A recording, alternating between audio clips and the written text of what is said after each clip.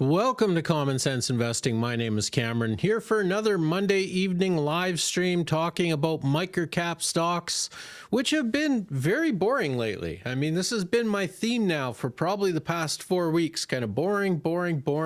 What do we do when microcap stocks are boring? Well, we research and we find other opportunities, other stocks to look at.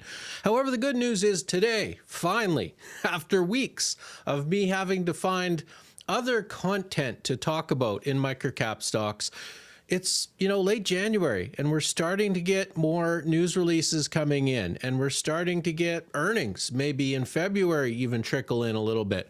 So things are starting to heat up in microcap stocks. Today, I finally have some earnings to discuss. Another stock to discuss is that I introduced Paragon Advanced Labs. If you missed that video, I just released it. It's my latest drop on YouTube there. Number 3 out of 10. So it's doing well, but it could still be a little bit better. Now, I introduced it. I think it released publicly on YouTube at around $3. It actually went up a little bit earlier than that. I released it on my Discord and Substack, talking about it in a video. I actually introduced it to my Discord at $2.10. I didn't even buy it at that level. It actually took me a while to build up the courage and build up the research to buy it. I currently own a 3% position on Paragon Advanced Labs just for disclosure purposes. But I mean, www.commonsenseinvesting, take a look at my, my Patreon or my Substack if you want to talk about any of the companies or stocks that I introduced to YouTube before I introduced them to YouTube. This was actually a fun video too. This was my last week's live stream. I talked about why you should be following Microcap Club and how to follow Microcap Club. So if you missed that one, please go back. You'll find it on my channel. I think this was a really fun video. Now, I am going to talk about a lot of stocks today. I could see somebody's already got the right idea, which is there's some comments here requesting I talk about a stock, and I will at the end of my presentation. As always on these Monday live streams, 20-30 minutes of updates and presentations. That whole time, feel free to chat, feel free to heckle me. I think we had an argument last week even, and I'll get to it. Once I'm done my presentation, I'll have a little Q&A at the end. So let me know what you think about any of these stocks that I'm talking about here today. Let me know if there's anything that you would like to discuss moving forward at the Q&A, and then we'll get to it. But yeah, sweet introduction. Thank you. Yeah, took me a while. I had a couple songs actually deleted from YouTube. You build an introduction, you're on YouTube for a while, and all of a sudden YouTube decides this is a copyright strike and you're in trouble, and then you got to change songs, right? I don't know why they do that, but I think I finally found one that hasn't been copyright striked in a while. Speaking about strikes, right? Simply Solventless Concentrates, hash V, is the stock that forced me to learn cannabis, because this was at the time the only cannabis stock that I owned. I was not very interested in cannabis, and I got caught owning a small position of hash on this crash. And when hash crashed, went down to here, I went, shit, what am I doing with these shares? And I had to actually go back. What did I do right? What did I do wrong? What did I need to learn about cannabis? And ever since then, I've, been parlaying a little bit in cannabis stocks. With hash here, we saw a nice recovery from June. This went down to like 18, 19, 20 cents Canadian, right? And then it went up to like 35 cents in August. But ever since then, it's been going down and recently crashed again, starting to show signs of life here, right?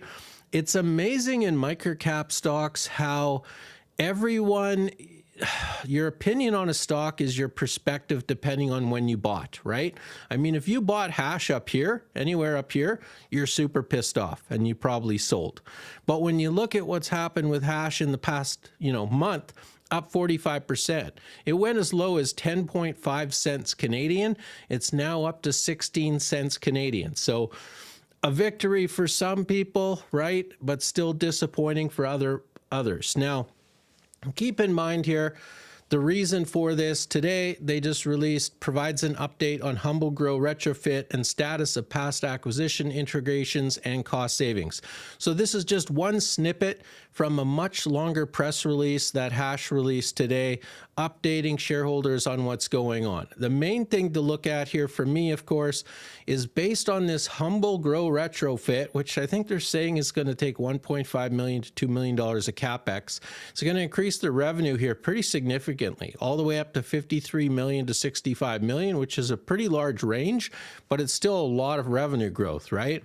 As well as an annual adjusted EBITDA growth by 6.5 to 14.5 million, which should bring their adjusted EBITDA to 10.7 to 18.7 million. Now, I know the answer that most people will have to this, right? Don't trust them. Right?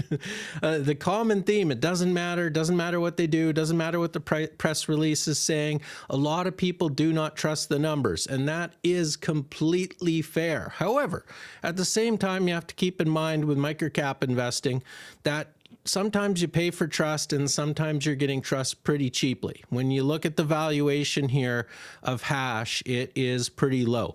The market doesn't trust Hash. The market doesn't like Hash, right? They are climbing what Paul Andreola would call the wall of worry because of that share price crash they had with the accounting problems they had. So, I mean, on one hand, no, you're not getting a perfect company. You're getting a company that not a lot of people trust.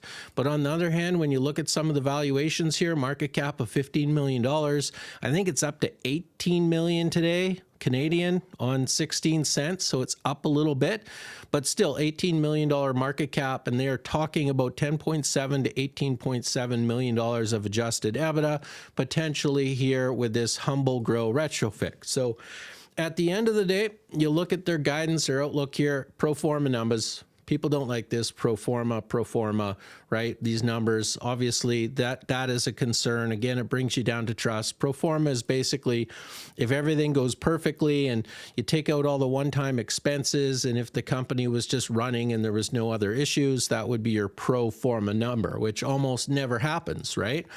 But if you believe they can ever get there, right, they are saying base case here with the retrofit is $58 million of revenue and about $14.2 million of adjusted EBITDA. So that's interesting. Again, for disclosure, it's a pretty small position for me, so I'm not very biased, right? I'm not going to make a lot of money if it goes up significantly. I'm not going to lose a lot of money if it goes down a lot significantly. I enjoy watching this company. It's really interesting to see people's perceptions on it, whether they love it, hate it, who's going to be right, who's going to be wrong. At the end of the day, though, I have to see this as good news, right? If they can use a limited, unbiasedly, right? If they can use a limited amount of cash flow to produce that kind of revenue growth and that kind of adjusted EBITDA growth, if they get there, if the numbers are audited, I mean, you take a look at those valuations, and that is very interesting. So one of the things that I try to remind people, keep your perspective in check, right? And I don't think there's a better company here to say this than with Hash, because yeah, if you bought here and share price went to here, you're pissed off. You're super pissed off. Even if share price recovers to say 32% or 32 cents, you're pissed off. But again, for the people that bought here at like 18 cents, 19 cents, 10.5 cents, 11 cents, it was at 12 cents recently, right? From their bottom of 10.5 cents, where people were buying Hash not long ago, if it went to 32 cents, even just 32 cents, it would be a huge victory. That would be up 205% from their 52-week lows, and that would be up 100% from their price today. So you have to keep that perspective in mind. At the end of the day, I think not a perfect company yet. They still have to climb the wall of worry. They still have to build some trust again. But if they can do all that, you know, can potentially some people make some money on this? It's pretty undervalued, right? See right here. I'll wait for an audit on these guys. CEO Jeff is a sack of shit. Excuse my language. I wouldn't buy it for 1 cent. Right? That is definitely one perspective, and that is why share price has been struggling. And that's fair, given that price went down so much, right? And people are allowed to have that opinion. There's nothing wrong with it. Next stock, or next couple stocks here, Dynacor Group, right? Gold associated stock in Dynacor Group. I made videos on Dynacor Group. I actually made 2 videos. One thing that I always tell people is sometimes when I make, well, 2 things I tell people, 2 things. Number one, I'm not making these videos for my health, right? These videos on average take me about 10 hours to produce. By the time I research the company, script it, record it, edit it, produce thumbnails, get it out on YouTube, it takes a long time. Look at 10 hours of work. 20 hours of work for these 2 videos potentially, right? Just making 2 of them. I made my first video on Dynacor and Orbit Garant drilling in March 7th. That was a little bit early. And sometimes when I make my videos, they are a little bit early. Sometimes it takes some patience. My next video on them was done around August, and even that was a little bit early for Dynacor Group. So yes, sometimes patience is a virtue, but at the end of the day, you see where I made my videos here on Dynacor Group. You see where they're at today. Not too bad. Actually, when you look at Orbit Garant, the other stock in this video, also another gold affiliated stock. This one was a little bit more of a winner on this earlier video, so it wasn't too early. And this second video, it actually hasn't gone up from there because it went up and then it went down, and now it's basically flat. So good introduction here, flat from here. But overall, I am very happy with these 2 videos that I recorded on Dynacor and Orbit Garant. And Orbit has earnings coming up here, February 12th. So pretty soon, less than a month, 3 weeks away, and Orbit Garant will have videos or earnings out. So why is Dynacor up significantly? This is kind of a gold affiliated stock where they are not mining gold, they are processing gold in various locations in the world, mostly right now in South America, but they're also going back into Africa. And they released this news release today, January 19th. Dynacor beats 2025 sales and production guidance and provides 2026 outlook. One of the things that they mention in the outlook is operational momentum. And you know me, I am very much a can slim type investor. I'm looking for improving earnings annually, quarterly, market direction, which sometimes kind of means industry sector direction. I am looking for that momentum. So it doesn't have to be a perfect company for me. It just has to be an improving company for me. And I like that type of statement from Dynacor. Here is their guidance. And this, remember, is all in USD dollars. And this market cap right here is all in Canadian dollars. So when I transition this net income outlook for 2026 into Canadian, even today, even after that nice share price gain of whatever it was, 13% I think they got today, even after the share price gain of today, they're still sitting at the low guidance of about 9.53 times earnings based on today's market cap and 7.94 times earnings if they get this upper end net income of 26 million USD. So not looking too bad, right? There's a lot of overvalued stocks out there, a little overhyped stock. And this one in Dynacor has gone up significantly in share price, and it still looks, you know, relatively fairly valued. Not going to be perfect. One of the reasons that their outlook looks so good is because the price of gold has absolutely gone through the roof, and their production looks a little bit like this. So I could tell you, if share price is up today, be careful, because their largest shareholder, about a 10% holder, is Iolite, and Iolite absolutely loves holding Dynacor accountable to their problems.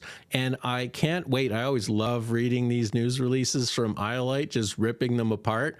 And so on this last one here, November 25th, you just get out the popcorn and watch how they pick apart all the gains and everything Dynacor is doing good. So I can't wait until I see that from Iolite, and we'll see what problems they find with this outlook. It almost saves me, like, it's nice to have such an activist shareholder in Iolite for a company like Dynacor, because it almost saves me from being worried about picking apart press releases and picking apart earnings and worried that I missed something and what am I getting wrong, because I know I'm going to get a press release from Iolite that just shreds them to pieces.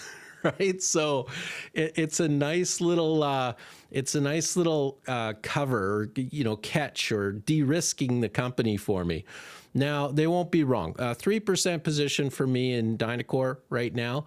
And so that's my bias on this stock right now. I like it. I didn't have enough trust in them to go in any larger, but they've been doing well for me. So that's Dynacor. Can they go higher? We'll see, right? Price of gold just keeps shooting up. Let's see here. Fabform. Haven't heard from them in a while. And this is one of those stocks I was right, and I'm not happy I was right, but I kept looking at them. I've had live streams discussing them before, and my take was always that I like the company, but the problem with some of these stocks that are so, like the insider ownership is so high that it's very hard to buy shares. They're very, very, very illiquid. And when a stock is this illiquid, sometimes price just goes up and it doesn't really make sense. So with Fabform, you know, we had a company, yeah, it's down 13% this year, but overall it share price was up pretty big, and I just wasn't really willing to pay this price because I don't really think the valuation was very fair. I mean, the construction market for home construction in Canada isn't great right now. It's trending down, especially Vancouver was super trending down. Vancouver is where Fabform mostly operates, right? So we had a market that was trending down and a share price that was trending up, and that really didn't make a lot of sense to me. But now a little bit different, right? Share price is trending down a bit, starting to get my attention. In fact, it actually went below $1, I think, a little bit, a couple times throughout the past year, which is kind of interesting. So what do? They put together these, you know, pre-constructed homes, not pre-constructed homes. They have foundational type stuff. Instead of using lumber and other wood products to basically build the frames for laying cement and other foundational posts, they have these pre-made like foam thingies and little plastic and aluminum and metal type structures that makes it easier, cheaper, quicker for companies to build houses. So that's kind of what they need, is they need house construction, home construction to be better. But they're also looking at expanding into the United States, which makes them a little bit interesting. However, they're starting to put out press releases here. And one of the things that I liked is that earnings from operations declined by 14.5%. And you think, well, why is that a good thing, Cameron? And I thought, well, it was because they're putting money into sales and marketing.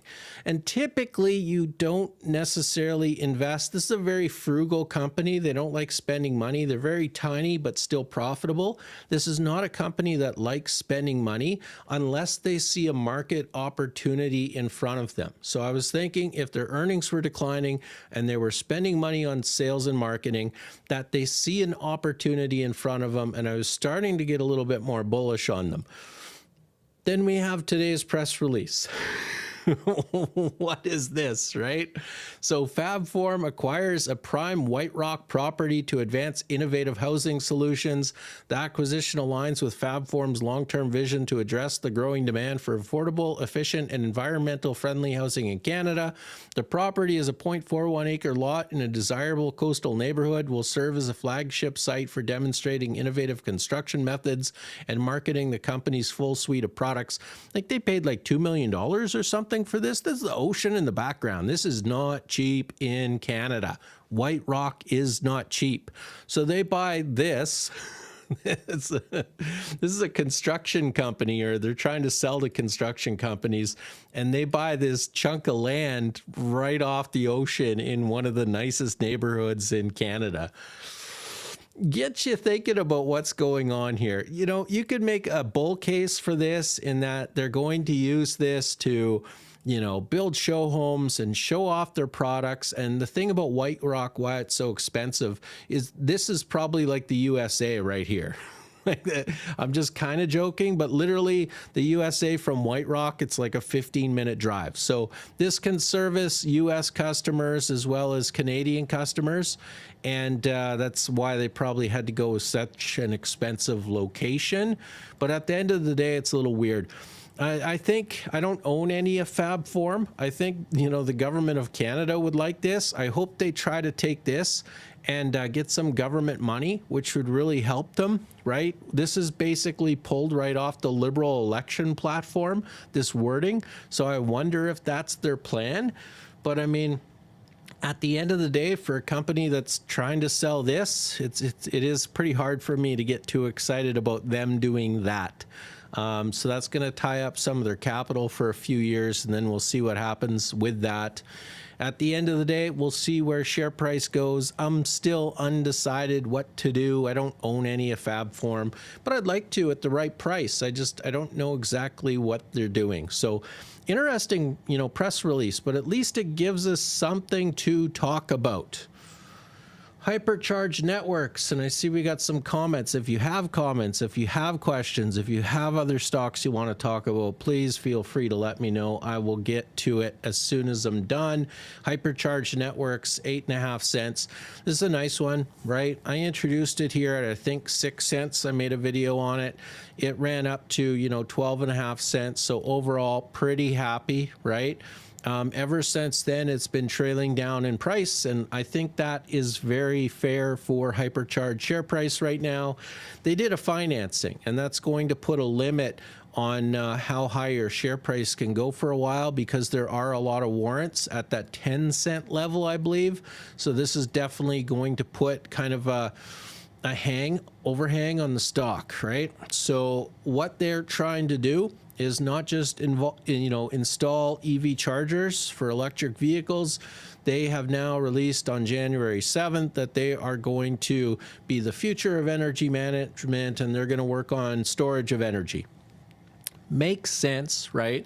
If you're going to be a company that produces, they don't produce, basically they're the third-party reseller of EV chargers. That means you're selling a lot of batteries. And as these EV chargers get bigger, because what they're trying to do is to stop selling to like little residential homes, because they don't get enough money from that, and they're actually trying to sell to the large condo buildings, but also they're trying to sell to the businesses and the dealerships, right? So if you're an automotive place with a bunch of cars in your lot and you need a fleet vehicles, right, it might be a good idea to have a big Hypercharge EV charging station there.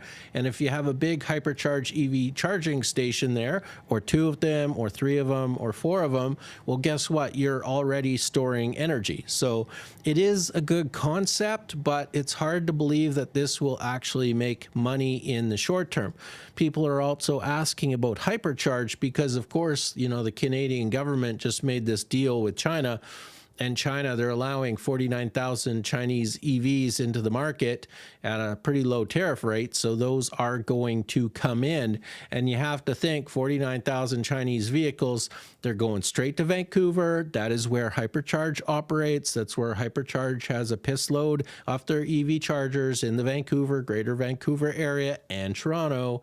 So could this be a little bit bullish on Hypercharge networks? I can't believe the clickbait here for Financial Post, right?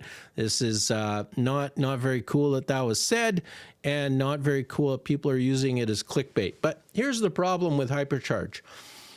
They need execution. So one of the reasons why right now I only own about less than 1% of my portfolio on Hypercharge. In their second quarter highlights for 2026, they said that at 3.7 million, that was revenue. This is our second highest revenue quarter ever, which is fantastic. However, what drove the share price down, in my mind, is this revenue was driven by converting a meaningful portion of their backlog as larger projects moved into delivery. Blah, blah, blah, everything else. Basically, their backlog, this $3.7 million, reduced their backlog by a meaningful amount. So at the end of the day, I was very bullish on Hypercharge Networks because this was a very small market cap company that had a very large backlog. And now it's priced a little higher here, and their backlog has been reduced. So in my opinion, this company is a company where they need execution. They need press releases. They need more contracts, something to show the market that they can rebuild that backlog, continue with growth, and, make sure that they are producing cash in the future, which they're going to need to get shareholders excited about, because they need to run through all these 10-cent warrants and then go move higher than that 10-cent share price. So execution, I think it could take them a year or two. So really nice company. It's just, Is it going to take 6 months? Is it going to take 12 months? Is it going to take 24 months? What's the future of EV charging? What is this battery storage subsidiary company of theirs going to do? A lot of questions there. Finally, we have CEMATRIX. And again, I should have named this live stream like the live stream of perspectives, because, you know, if you bought CEMATRIX here, you're pissed off, right? People who bought CEMATRIX here and sold CEMATRIX here are super happy with the company, right? People who bought here and are maybe still holding till today, or bought here and, you know, sold here because they gave up, they're super pissed off. So this is one of those companies, very cyclical, that has, when you go talk about CEMATRIX to people, there's only two types of people: people that are very, very happy with CEMATRIX and people that are very, very pissed off with CEMATRIX. There's very few people in between. So this is a company that produces cellular concrete. So they're cyclical, where they shut down in the winter and you have a lot of traders in the company. But they keep winning awards, and this was released just right before this live stream, literally like a couple hours ago. Another $7 million contract awarded to CEMATRIX. Go look at their backlog. CEMATRIX just keeps growing their backlog over and over and over. It looks like it's going to be another good year for CEMATRIX next year, on top of having a pretty good year this year. It's really about changing, again, expectations or perspective, right? If you cancel out what people are pissed off about, 2023, they just had an incredible, incredible year, right? They went from 22 million to 29 million to 53 million. Then they dropped to 35. Now they're at 43. Right? If you just don't look at this, you just look at 22, 29, 35, 42, almost 43, this is a nice growing company, which with a nice cash position and really looking decently profitable. So it's about removing biases, and, you know, what you expect from a company or what you don't expect from a company changes due to share price. Share price drives narrative. So I will say that I'm pretty happy. Right, going into 2026, 2025, volatile year, a lot of bad news, contract delays, timing delays, tariff issues, shipping issues, all this other stuff. You know, as a CanSlim investor, there wasn't a lot of momentum. Quarterly earnings were going down, annual earnings were going down, market direction was going up, but that almost made it worse, because you'd look at the S&P 500 and it was trending up, and then all of our favorite microcaps were having challenging earnings, right? So that was a hard one to understand. But so far in 2026, I would say the press releases, the news have been looking better. It is giving me hope for 2026, and that's a good thing to see. I think starting in about mid-February, we're going to start seeing some earnings roll in, and we can start making some better decisions. Hey Vision just reported very nice earnings too, so that's great. That's it. That's my whole presentation for today. A little shorter this time because I'm not talking about small cap discoveries or microcap club or a whole bunch of earnings to discuss, but those are the press releases that I found interesting over the past week or so. And now I can move on to questions. What do you have for me? What do you want me to look at here?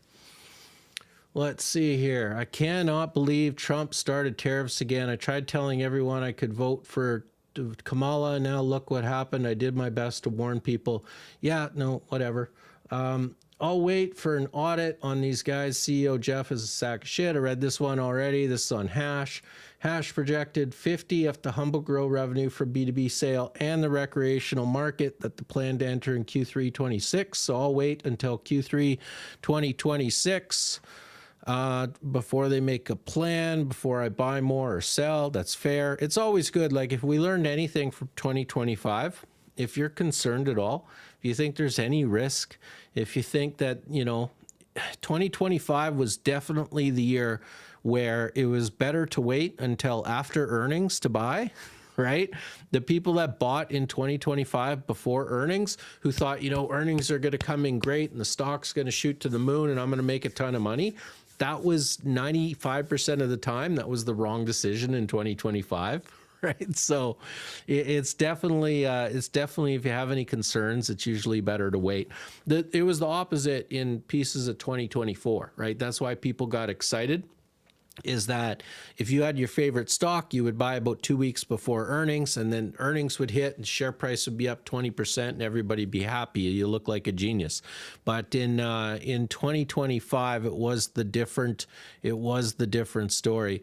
Hi Cam, a very big downsize of Nurse. Well, yeah, the Nurse ran a giant financing, right? So people were questioning that financing, and because of that, share price is down. It's an interesting company. I'll go to the second here. So this is another one that with Nurse, the stress of microcap stocks, right? So this is one of those companies that you look at this momentum, anywhere you bought, anywhere here, greatest company on earth, just made everybody money. Doesn't matter if you bought the dips or you think you got it wrong and bought the tops, or bought this dip or bought this top, and you know the next couple days you were down and you're starting to get stressed out. It didn't matter. From basically May to damn near Christmas time, everybody who bought, well, even earlier, March to damn near Christmas time, anybody who bought shares of Hydrate Technologies made money, and in some cases made a lot of money. The problem is that when you get to these slightly overvalued stocks, right, or at least in my opinion, and this is why I was not interested in Nurse once they hit these levels. It actually went up above 10 times sales at one point. And I was saying, look, this is a great little company. I love this company. But it's at a valuation that I just don't have the nerves to buy and hold it. And one of the problems is when you get to that type of valuation, that's when you get this, right? And then you get this, because you don't have when something happens, you don't have the shareholders that are willing to hold. Everybody knows it's at a high valuation. So what you get is share price moving on gut feelings and whether people are pissed off or not, right? So if you get to this price where it's a super high valuation, a press release comes out and everybody's happy, the stock just shoots up like at an incredible rate where you almost can't catch it. It goes up so quickly. But then when people get pissed off, it shoots down at such a quick rate that your stop losses aren't even triggering, right? Nobody sold on a stop loss here, or if you did, you were selling way down at the bottom by the time you got your volume out the door, right? So this is the problem for me. It's not necessarily that you can't make money again on a stock like this, because if they execute, absolutely you can. But one of the problems with these high valuation stocks is you get that kind of volatility. So, you know, Nurse ran this, where is it here? This financing. And then they had to announce a clarification on why they did the financing. So that caused, you know, the share price drop, and then that caused the share price to recover a little bit. And now people are just waiting to see what happens next, because there's been a lot of chaos with that stock, with that company, right? I work in the construction industry, and I could see the demand before many. Everything is down from 2020. So yeah, that's where I'm at too. Now it depends. It's very regional. People will say, people will say Vancouver and Toronto are down, but the other markets are just booming. I don't know. I've been to quite a few markets. There are some markets, like in the past 18 months, I've been to quite a few towns and smaller cities. And there are some places where there is a little bit more construction, but I wouldn't say it's booming anywhere for sure. And definitely I'd say that things are down. So the nice thing with FabForm, though, is that, you know, when you're such a small company, I think they're like a $10 million market cap, you don't need a booming industry, right?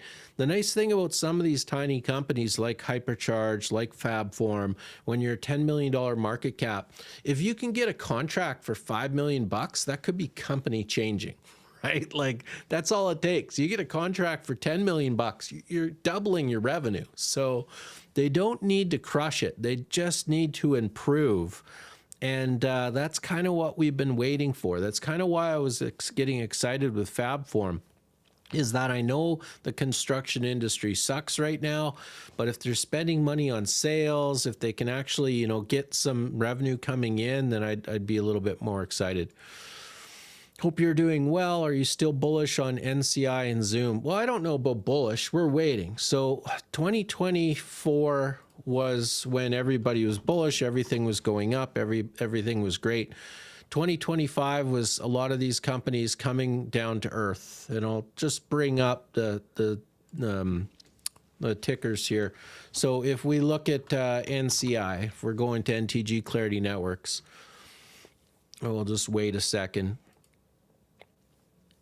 So it's been down, down, down, down, and deservedly so, right?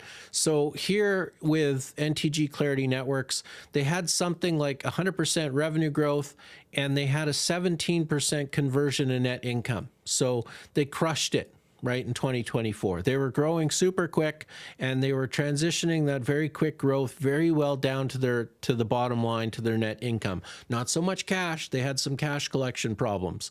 And then throughout 2025, the problem they had is they still had something like 50% growth, but they only transitioned about 7% down to the net income. So they went from 17% transition in net income to 7% transition in net income. So the argument here, the thesis here, it's not so much whether you're bullish or bearish on a company. We're waiting for more information, right? So this is probably too high. It's probably not reasonable to expect NTG Clarity Networks to get a 17% conversion in net income. This was an abnormally high year. However, the argument could also be made that 7% conversion in net income is an abnormally bad year, right? So the information that we're waiting on in 2026, we have to see play out, is what kind of conversion are they going to get in 2026, and can they get there, right? Like, could they get back to 12% net income conversion? Could they get back to 13%? Can they go a little higher? I don't know. Can that 12 to 13% net income conversion also come with a little bit better cash collection, because they wouldn't be growing so damn fast? It's really hard to collect cash when you're growing so quickly, right? Because your cash just goes into expenses for funding your growth. So if they can return to 12 to 13% net income conversion, if they can do that on like 20 to 35% revenue growth instead of 50 to 100%, and because their growth is a little slower, collect a little bit of cash, then I would like this company a whole lot more. So it's not necessarily that I am bullish or bearish on NTG Clarity Networks. I am waiting for more information, right? Give me a press release. What are your preliminary Q4 numbers looking like? What is your outlook for 2026? What do you expect?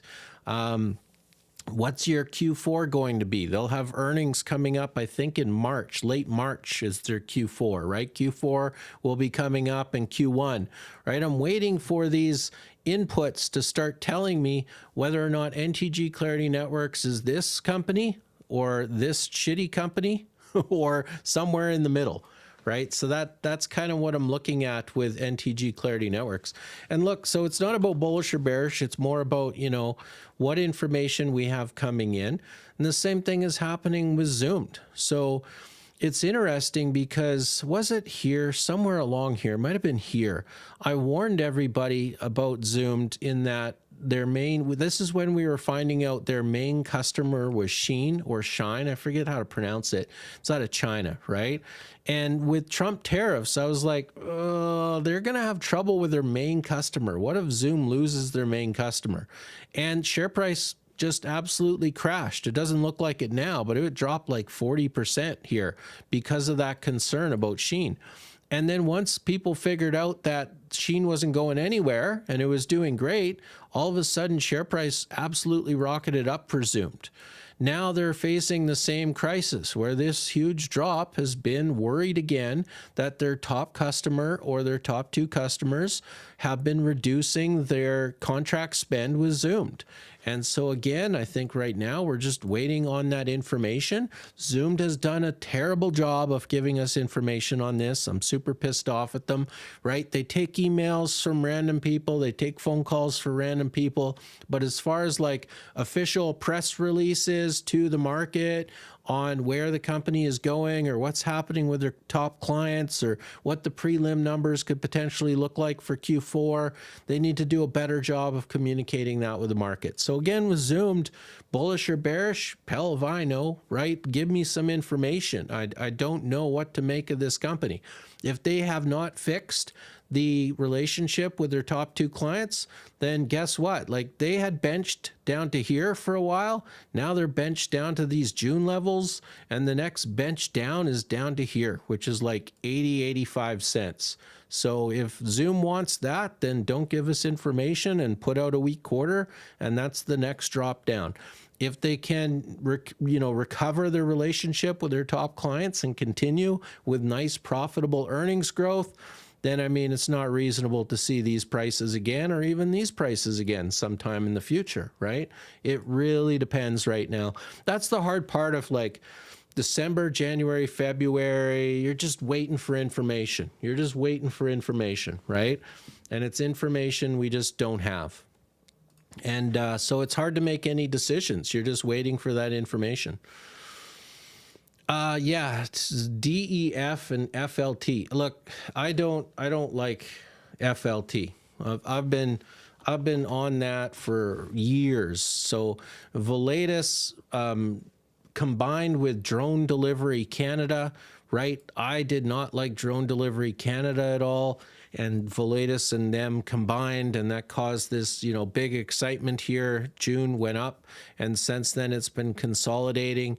This is the problem for me, is this is a company that has overpromised and underdelivered for many years. So when we talk about trust, I just talked about trust with like cash and how people lose trust. Well, for me, I went to profile, not financials, but for me, it's just this constant negative, not profitable. Basic average shares, 508 million. You look at where they started, look at that share dilution. I know some of that's probably from combining with Drone Delivery Canada, but I mean, excuses, massive share dilution, not profitable. They combined, Drone Delivery Canada, which was a cash burner. I mean, my question is kind of like, what's going to get me excited about this company? Gross profit of $11 million and operating expenses of $22 million.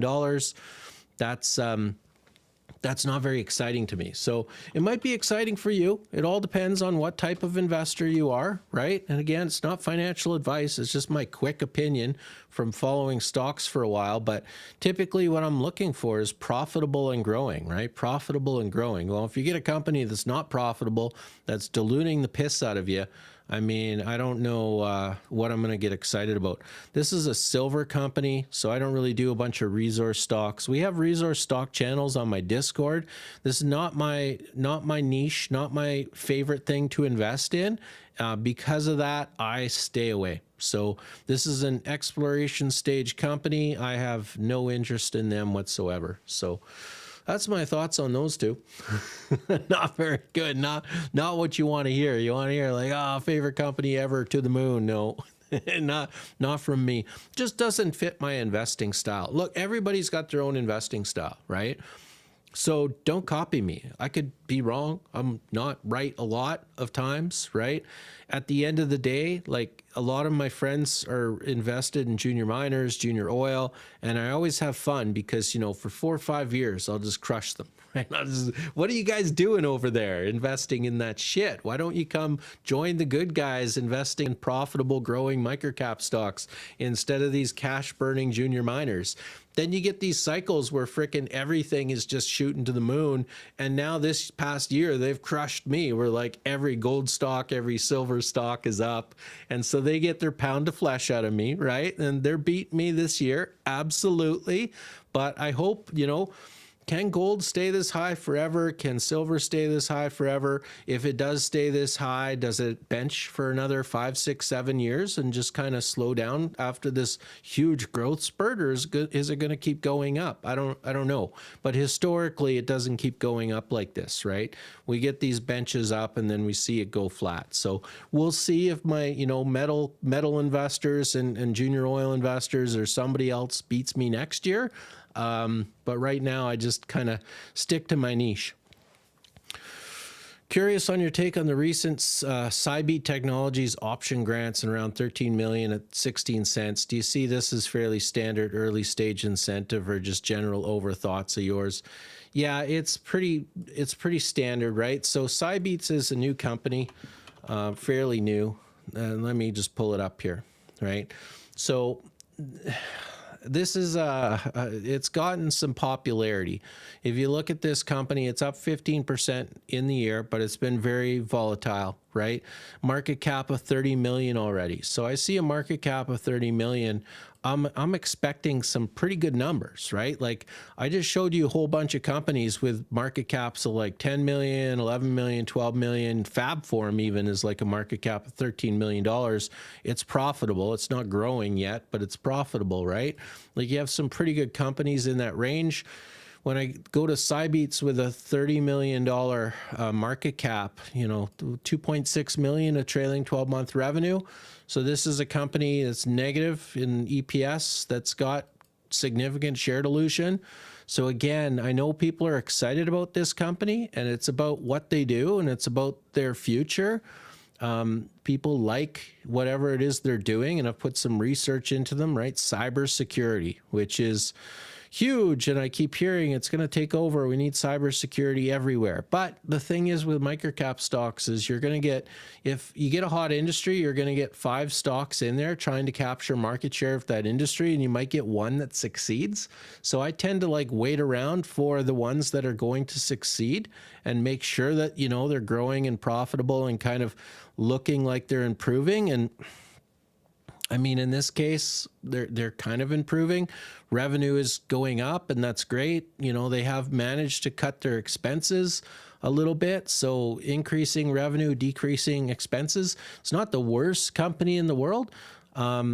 But at the end of the day, I need to see a little bit more from them. It's very speculative is what I'm saying with Cybeats. So as far as your question about my take on their option grants, they're trying to build a nice, stable shareholder base that's willing to overpay, that's willing to wait. Because when you overpay, when you're paying a $30 million market cap for a company that's making less than $3 million of revenue, my hardline rule is I don't buy any stock over 10x sales. That's just me personally, right? So if they have to convince shareholders to pay this price, you want to get people that are invested for the long haul. And that's probably what they're trying to do with these option grants, is just try to get insiders some additional shares.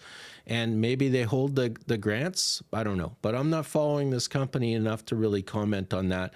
I'm just saying, and again, it's a CSE stock, so I have to be a little bit careful there. But, for some of these speculative stocks, if you're worried about something, make sure you know what you own, right? Make sure you know what you own.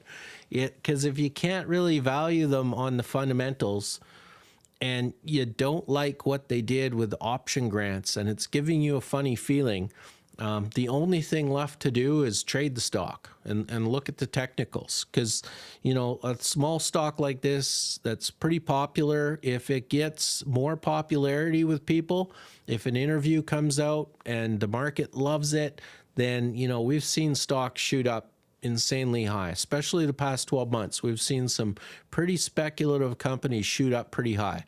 So you kind of have to be careful with that, in that, with popular companies, they can go up pretty high where valuation doesn't make any sense at all. But at the same time, I'd say you have to be a little bit careful with, expecting it to go up fundamentally, because it's already above probably where it should be fundamentally, right? So what is your current thinking about Zedcor at $6? No idea. Zedcor is too large of a company. Zedcor is one of those companies that, if, people always say, what's your favorite stocks or whatever? I don't know why I can't find it. Probably because I'm not spelling it right. But if I had to hold a stock for like 20 years, like a microcap or a small cap, it might be a company like Zedcor. I really like management. I really like the company. I really like what they do. The problem is the market cap for me, right? So I'm a microcap investor. Once Zedcor, gets into this small cap stage, I'm a little less interested, unless it's a U.S. stock, which it's not, right? My screen just flipped. It's a TSX venture stock. I don't mind paying a little bit higher of a market cap in the U.S. markets, but for Canadian markets, I tend to look for smaller market caps. And the reason is I tend to look for less institutional ownership, less institutional interest. And for me, that's where I think retail investors have an advantage. Once a company gets this high, it's already gone up too high. or not too high. I shouldn't say use that wording, but basically there's more institutional interest. So if you have questions on Zedcor at this point, I'm sure there's analyst reports out there that will tell you their opinion on the share price at around $6. I don't have one because I don't follow it closely enough, right? But at the end of the day, like I said, some of these companies, Zedcor, really good company. You know, if I was forced to hold a tiny little stock for 10 or 20 years, it might be Zedcor. They're pretty good. But this is why I'm not really paying attention, right? They are above my hardline rule of 10 times sales. So that's a no-go for me. And I don't follow them much anymore. Very successful company, though. Congratulations to people who like it. Any thoughts on Gatekeeper? Seems to be going in the wrong direction.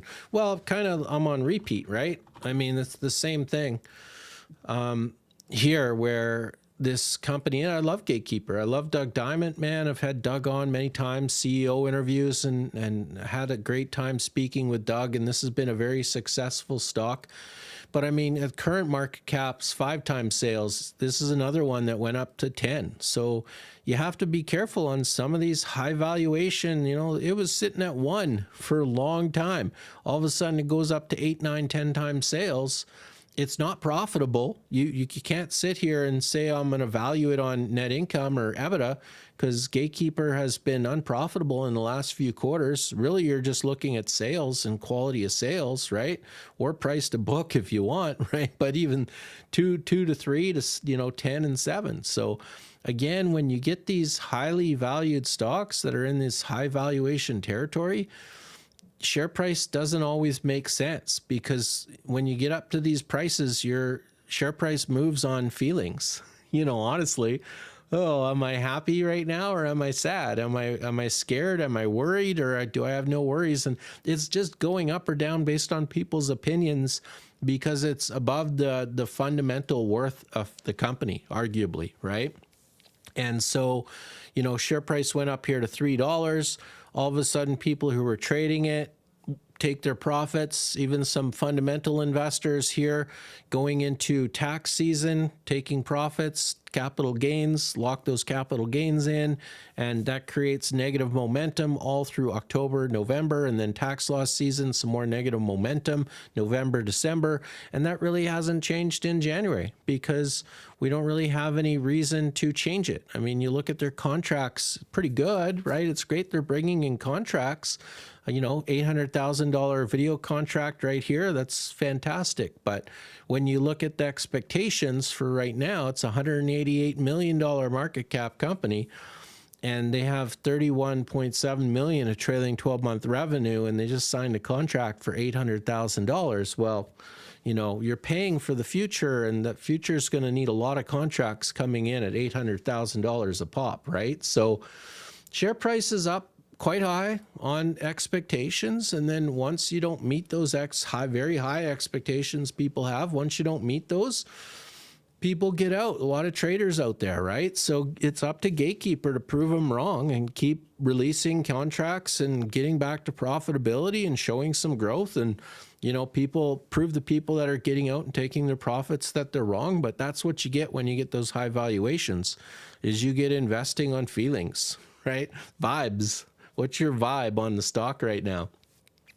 Are you still a fan of OmniLight? I feel there's a lot of tailwinds just to see the bookings come in. Yeah, I mean, I like it. Like, OmniLight is a nice stock in that it's pretty low risk, right? But what is it here? How am I going to find it? OML.V, right? How do you remember all these, Cam? I got so many of these stocks bouncing around in my head. The problem with this one is we're waiting for them to do, whoa, what happened here? Sorry about that. We're waiting for them to do something, right? Their growth hasn't really been coming in. But this is a $23 million market cap company. They have $3 million, I think, in cash, and they had something like they used to have $7 million of OmniLight shares on their books. Now, I think those OmniLight shares have crashed. That was when they were California Nanotechnologies, those shares. They own $7 million worth of Cal Nano shares. I think those Cal Nano shares are now down to about $3 million. So still, you had a company that was, $23 million market cap, $3 million of cash, $3 million in could be cash if they sold the shares of California Nanotechnologies. We're just waiting for growth. This company benched up nicely in July, and they just need to show the earnings to, get share price a little higher. When you look at their recent earnings, if I could find one here, what do we got? Third quarter? What kind of results are we getting here? 7% and 16% increase over a year ago. It's not bad. Adjusted EBITDA of $325,000, a little bit of free cash flow. I mean, it looks not too bad, right? I think it was their bookings. Was their bookings down a little bit, or was that up? I don't know. I mean, this is a company I like because it was low risk. It was kind of a boring manufacturing stock. They just needed to show some growth. So if they can show some growth and some profitable growth, I like those boring companies. I really do. So they just need to do something. I have not looked at Pharma Group. Nope, sorry. And if it's a pharma stock, then I won't probably look at it too much, just because I'll look it up here quickly, but it depends at what stage they're at. Yeah, I can't even find them. Pharma Group. Yeah, never heard of them. Sorry. So I can't even look it up. For me, it's not a lot of, if I'm looking at any kind of pharmacy, like drug-based company, I'm just looking at cash flow. That's all I'm doing, because I won't go into any pre-revenues. I'm no doctor. I've no experience. I'm not a pharmacist. I don't have any experience with the different approvals and how long they take and what the drug indications are and what the possible risks are with each drug and each kind of like problem it's going to solve. That takes a lot more research than I'm willing to do. Like one of the things with microcaps, one of the reasons that we're here is that for the average retail investor, you should be able to invest in a simple company that's not very hard to understand, and it should be profitable and growing, and you can make money on that. Like that's the advantage of being an average retail investor in microcaps. A lot of these pharmacy companies simply take too much research and time. So if you have the research and time to put into some of these very complicated companies, then you will do very well because you are able to do research that the rest of the market can't. But for most people, it's very hard to do that. So if they are producing revenue, then I would be looking at cash. That's what I look at. Did you see Zoom Technologies YouTube video released on the 14th? No, I don't think I did. Was that on their LinkedIn? Didn't they have a little promotional video on LinkedIn? I probably saw that. I didn't. I mean, it was cute. I don't know that it changes anything for me, but I did see it. So serial pharmacy acquire, in their case, it is. Yeah. Well, no, I'll look into it sometime, but not right now. I'm just about out of time, 57 minutes in. I saw on X that you were messaging back and forth with Paul Andriola. Have you mentioned any interviews with him, and do you have any insight on reach or on how URL is doing? Yeah, I mean, URL is doing great because his latest post, and what people were pointing out, is that name silo, the core business of URL, is doing fantastic, right? It's one of the fastest, or is the fastest domain business for growth right now. Like it's beating their competition. For every domain that comes in, they were saying like it brings in $15 a year in revenue to name silo, and they brought in like a record number of domains recently. So name silo is doing great, and the benefit of name silo doing great is it puts more cash in the hands of Paul Andriola, who's investing it in some amazing companies and doing some significant acquisitions here in the past 12 months. So no, I have not talked to Paul, but I should. I just did like a little promotional skit here for Microcap Club recently, just to thank them for what they do, and for the Planet Microcap in Toronto and Planet Microcap in Vegas. I think they do a great job. So next up, you're right. I probably need to talk with Paul and Small Cap Discoveries and see if they want to get together for an interview so he could talk to the market a little bit more about name silo, and I'll try to get you more information on that with Paul. So it's a great idea, and I do want to do it. Just seems to never be enough time in the day. Made a nice little bag on UMAC last week. Defense drone tech stock, one of the few brushless motor manufacturers on U.S. soil. Congratulations.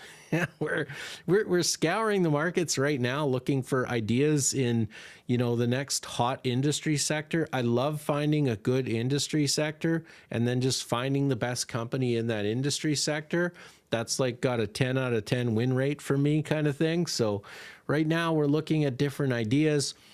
Is it going to be nuclear? Is it going to, what is the next hot industry sector other than gold and silver, right? I'm tired of hearing about that, but what's coming up in 2026 or 2027 that could get the market excited?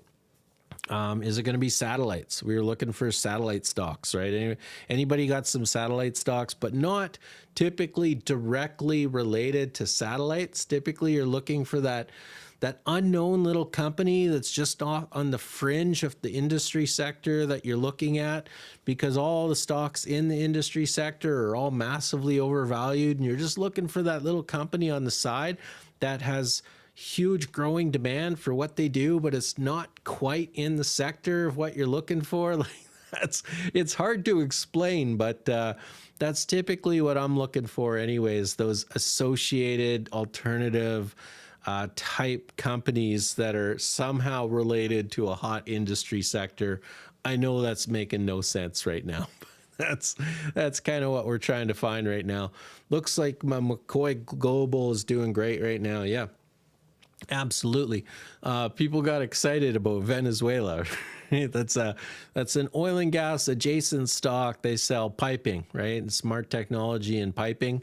And, they're expanding right now in the Middle East.